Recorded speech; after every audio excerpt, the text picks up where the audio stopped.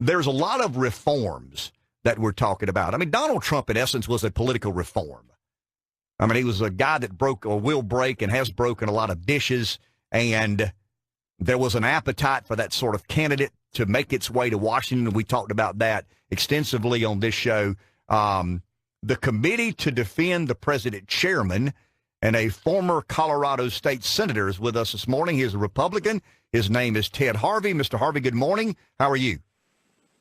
I'm great. Good morning. Thanks for having me on. Absolutely. Good to hear from you. Democrats are embracing what I would call a handful of dramatic reforms that most of us believe stem directly from their frustration of President Trump's victory in 2016. I've always felt the big mistake of the Democrats and progressives were to not be introspective and self-evaluate why the American public felt he was appropriate at this time to become our president. If you don't mind, state your involvement in what the Committee to Defend the President is about.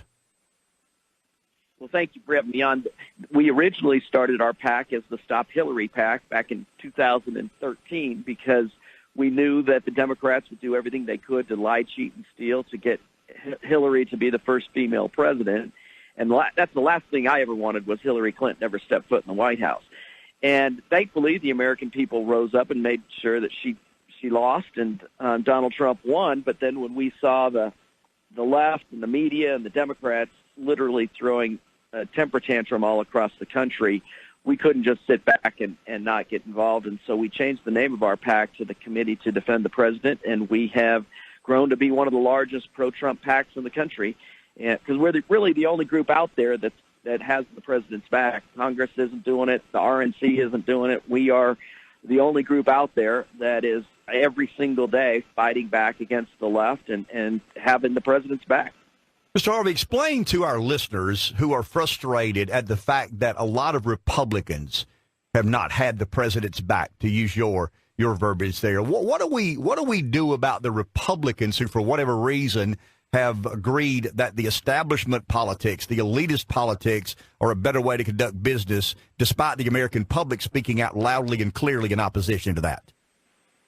Well, you know, where I'm most frustrated is obviously with immigration. The president beat 16 very formidable Republican candidates because they ran away from immigration. And the Republicans and Democrats for the last 2 decades have done nothing to secure our borders and defend American citizens against the onslaught of the illegal drug trafficking and human traffickers.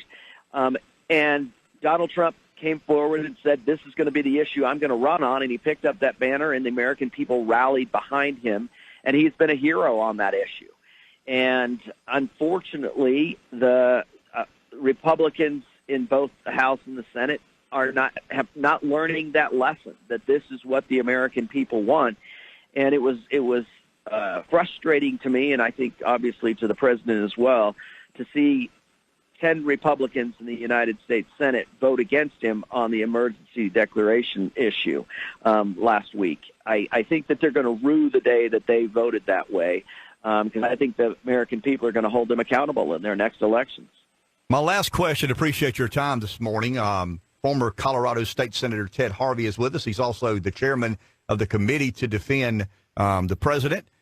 The Democrats have an internal civil war. There was a lot of consternation in the Republican primary. But you talked about Trump beating all these formidable candidates. As we speak, the Democrats are trying to settle on a lane or an avenue. That there's one lane that leads to Joe Biden being the most pragmatic candidate, the candidate most likely to give the president a run for his money in the Rust Belt. And then you've got the radicals. I mean, these people who I believe are out of the political mainstream, but seem to be in lockstep with the base of the Democrat Party. How do you see that power struggle playing its way out?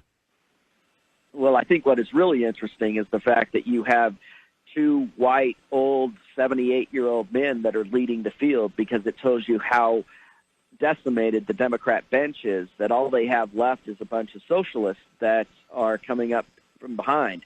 I think you do have a civil war going on in the Democrat Party, and I think the radical left is winning this effort.